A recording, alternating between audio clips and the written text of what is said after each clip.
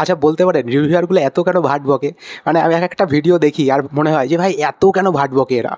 মানে যখন চ্যানেলে কোনো কনটেন্ট থাকবে না, যখন এদিক ওদিক কিছু পাবে না, তখন একটা জিনিস নিয়ে খুব ঘেঁজাবে এবং এ ওকে রিপ্লাই করবে, ও ওকে রিপ্লাই করবে, এ ওর সাথে এরকম করবে। এবং ব্যাপারটা শুরু হয়েছে যেখান থেকে, সেটা হচ্ছে আশিকি 3-র একটা ফার্স্ট লুক লঞ্চ হয়েছে এবং সেটা দেখে আমাদের রিভিউয়ার কমিউনিটি যারা রয়েছে তারা প্রত্যেকে ভালো রিভিউ দিয়ে যায়। ভালো রিভিউ মানে একজন রিভিউ মানে বেসিক্যালি যারা থাকে মানে হাই হাই ওপরে থাকে তাদের রিভিউ দেখবে সবসময় একই রকম হয়। যারা মানে আমি যেটা ফলো করেছি, একজন যে রিভিউ দেবে তারা 3 জন একই রিভিউ দেবে এবং তাদের রিভিউয়ের সাথে মোটামুটি ম্যাচই থাকে।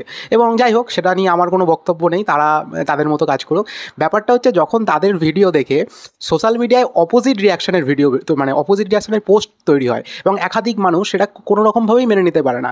এবার আমার ক্ষেত্রে কী হয়েছে, আমি যখন ভিডিওটা মানে দেখেছিলাম, আমার কোনো অ্যাঙ্গেল থেকেই ভিডিওটাকে খুব একটা ভালো লাগেনি, আমার ডিসেন্ট মনে হয়েছিল এবং আমি সেই নিয়ে একটা ভিডিও বানাই যে কার্তিক আরিয়ানকে যে জায়গাগুলো আমার ফল্ট লেগেছিলো আমি ভিডিওটা বানাই। মানে আশিকি 2 যেটা ছিল আমাদের সময়, আমাদের জেনারেশনে, সেটা খুব ইমোশনালি একটা জায়গা, যেটা হচ্ছে আদিত্য রয় কাপুর যখন ওই যে সুন রাহা হ্যায় না তু বলে গানটা যখন ওই গিটার বাজিয়ে আসছে এবং আদিত্য রয় কাপুরের যেভাবে সেই সময় প্রেজেন্ট করা হয়েছিল, আদিত্য রয় কাপুর প্লাস শ্রদ্ধা কাপুর দুজনের যে জুটিটা, সেটা না একটা মানে হিউজ ক্রেজ তৈরি করে দিয়েছিলো এবং এখনও মানুষের সেই ইমোশনগুলো কাজ করে। ওই সিনেমাটা একটা মারাত্মক এবং সেটা নিয়ে সোশ্যাল মিডিয়ায় খুব পরিমাণে একটা দ্বিমত তৈরি হয় যে এখানে আদিত্য রয় কাপুরকে রিপ্লেসমেন্ট করে কার্তিক আরিয়ান এসছে বলে এখানে ব্যাপারটা হয়নি। কিন্তু এখানে ব্যাপারটা হয়েছে কার্তিক আরিয়ানকে ভালো লাগছে না। জাস্ট কার্তিক আরিয়ান যখন ভুলভুলিয়া 2 করেছে, তখনও কার্তিক আরিয়ানকে মেনে নিয়েছে মানুষ, ঠিক আছে করেছে।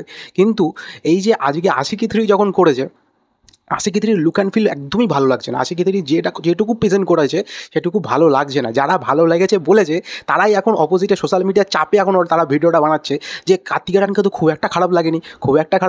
খারাপ লেগেছে ভাই, খারাপ লেগেছে বলতে তারা একটা ইমোশনালি জায়গাটা টাচ করতে পারেনি এবং যে জায়গাটা ডিরেক্টর অন্যভাবেই আশিকি 3-কে প্রেজেন্ট করতে পারতো, বাট এটা যদি আশিকি 3 হয়েও থাকে অন্যরকমভাবে প্রেজেন্ট করতে পারতো, তাতে আমার কোনো সমস্যা ছিল না।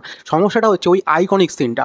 এখন দিলওয়ালে দুলহানিয়ার আইকনিক সিন যদি অন্য কোনো হিরোকে দিয়ে করানো হয় তাহলে মানুষ কথা বলবে যে কেন, কী কারণে।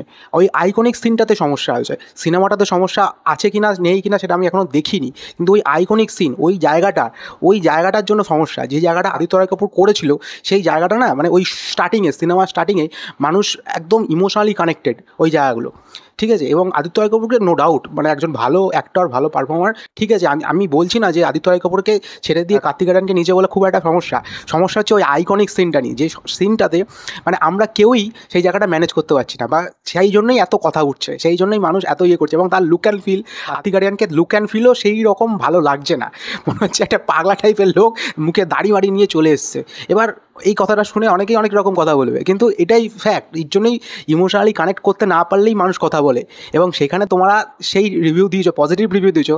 এখন তোমরা সোশ্যাল মিডিয়ার চাপে এখন তো তোমরা আবার তোমাদের ডিসক্রিপশান পাল্টাচ্ছ যে কোথায় খারাপ, কী খারাপ আপনি বলুন, কেন বলতে পারবেন না, পয়েন্ট বলতে পারবেন না। এটাই আসল পয়েন্ট হচ্ছে ওই আইকনিক সিন। যে আইকনিক সিনগুলো তুমি মানে একটা সিনেমা থেকে একটা সিনেমা যখন কপি চলে আসে তখন মনে হয় যে এটা কেন। অন্যরকমভাবে কার্তিক আরিয়ানকে অন্যরকমভাবে প্রেজেন্ট করতে পারতো, সেটা কিন্তু করেনি, যার জন্যই কথাগুলো হচ্ছে। তো এই ছিল আমার ভিডিও। ভালো লাগলে চ্যানেলটাকে লাইক করে দিও, শেয়ার করে দিও, সাবস্ক্রাইব করে দিও। Thank you.